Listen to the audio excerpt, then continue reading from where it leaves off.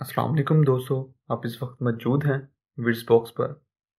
पाकिस्तानी गरीब लड़का बचपन में जब जापान आया तो उसने वहाँ पर अखबार बेचे, रेस्टोरेंट्स और पेट्रोल पंप्स पर काम किया और फिर जापान का टॉप बिजनेसमैन बन गया, जिसकी अपनी मेहनत से खड़ी गई बिजनेस एम्पायर आज हर साल 3 अरब से जायद का बिजनेस करती है। वीडियो शुरू करने से पहले बता दूं कि ये सब हकीकत पर मबनी है। इसके बारे में आप गूगल पर भी सर्च कर सकते हैं। आपसे रिक्वेस्ट है कि चैनल को सब्सक्राइब करते हुए बेल आइकॉन को भी दबा दें ताकि आपको मेरी वीडियोस बर वक्त मिलती रहें। राना आबिद हुसैन जापान में अपने बेहद शहाना तर्ज जिंदगी की वजह से आज एक सेलिब्रिटी बन चुका है, जिसे अपनी बेहद महंगी गाड़ियां, अनोखे फैशन और शहाना तर्ज जिंदगी की वजह से जापान में हर कोई जानता है। वो अपने जिस लेविश घर में रहता है वहाँ की सभी अलमारियां ब्रांडेड और महंगे कपड़ों और जूतों से भरी पड़ी हैं। आबिद हुसैन के ब्रांडेड क्लॉथ्स और महंगे जूतों के शौक का अंदाजा आप इस बात से लगा सकते हैं कि वो फ्रांस के एक मशहूर ब्रांड यानी लुई विटॉन से जो कपड़े और दूसरे मलबूसात खरीदता है, तो सिर्फ इसी ब्रांड से इसकी की गई खरीदारी का 1 साल का बिल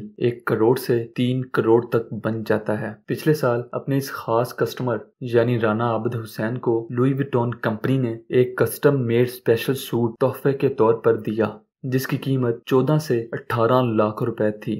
राना आबिद हुसैन के घर में तकरीबन सभी फेमस ब्रांड्स जैसे कि फरारी, लेक्सिस और लैम्बोर्गिनी की गाड़ियां मौजूद हैं। इनमें से फरारी स्पाइडर नामी अकेली कार की कीमत ही 6 करोड़ रुपए है। इसने अपनी सभी कार्स पर 555 डिजिट की प्लेट्स लगा रखी हैं। आबिद हुसैन को लेक्सिस कार का ब्रांड इतना पसंद है कि इसने पिछले साल सिर्फ इसी कंपनी की 10 गाड़ियां खरीदी। इनमें से एक 5000 सीसी कार की कीमत 5 करोड़ थी। ये कार जदीद टेक्नोलॉजी से लेस है, जो गूगल के मैपिंग सिस्टम के जरिए खुद ब खुद चलने की सलाहियत भी रखती है। मगर आबिद हुसैन के हालात हमेशा से ऐसे नहीं थे। वो फैसलाबाद के एक छोटे से गांव चक नंबर 223 में पैदा हुआ और लड़कपन में ही जापान आ गया। उसे बचपन से ही जापान जाने का बेहद शौक था। घर के माली हालात भी कुछ अच्छे नहीं थे। अपने शौक के हाथों मजबूर आबिद हुसैन गैर कानूनी तरीके से बहरी जहाज में बैठकर जापान आया। उसके मुताबिक जापान में उसका ये शुरू का वक्त बेहद मुश्किलात में गुजरा।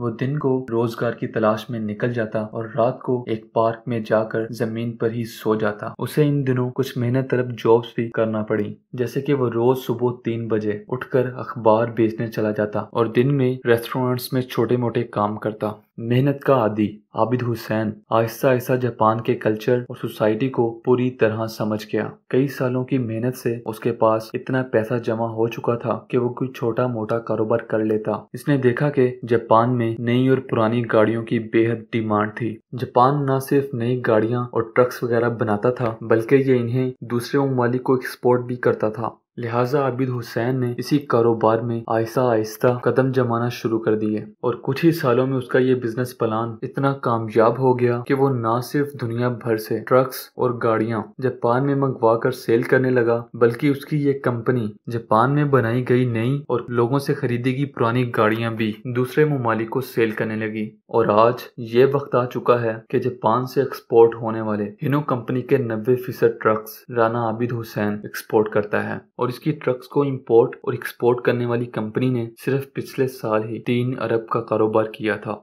आबिद हुसैन के मुताबिक जापान में उनकी दोस्ती एवा साकी नामी एक जापानीज लड़की से हुई। एक बार जब वो शदीद बीमार हुआ तो इन दिनों इसके पास इलाज तो दूर खाना खाने के पैसे भी नहीं थे। लिहाजा इन दिनों एवा साकी ने आबिद हुसैन की काफी देखभाल की। यूं इन दोनों की दोस्ती मोहब्बत में बदल गई और इन्होंने जल्द ही शादी कर ली।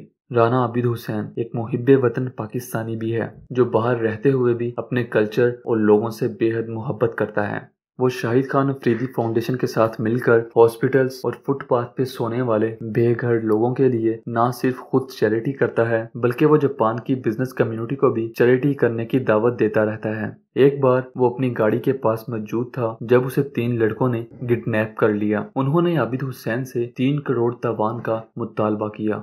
किडनैपर्स इसे कई घंटों तक गाड़ी में बिठाकर शहर में घुमाते रहे और बिल आखिर इसके बैंक अकाउंट से 30 लाख रुपए निकलवा कर इसे वीराने में छोड़कर फरार हो गए। राना आबिद हुसैन पाकिस्तानी लेजेंड स्टार से काफी लगाव भी रखता है। इसने 14 अगस्त 2018 को जापान के शहर नागोया में एक ग्रैंड प्रोग्राम अरेंज किया। जिसमें शाहिद अफरीदी, वसीम अकरम और स्कॉच लेजेंड जहांगीर खान को वहां बुलाकर इंटरनेशनल कम्युनिटी के सामने खराज अकीदत पेश किया गया। आबिद हुसैन की खिदमत को सहराते हुए जापानीज गवर्नमेंट ने इन्हें एक्सपोर्ट डायरेक्टर का ओहदा भी दे रखा है और वो वाहिद पाकिस्तानी हैं जो किसी दूसरे मुल्क में जाकर वहां के एक्सपोर्ट डायरेक्टर बने। इस जॉब के लिए जापानीज गवर्नमेंट उन्हें माहाना 40 से 50,000 डॉलर्स यानी तकरीबन 65 लाख रुपए तनख्वाह भी देती है। उन्होंने एक इंटरव्यू में बताया कि वो अपने वक्त की बेहद कदर करते हैं और वो खलूस और नीयत से सिर्फ अपने काम पर तवज्जो देते हैं और यही उनकी कामयाबी का राज है, जिसकी वजह से राना आबिद हुसैन को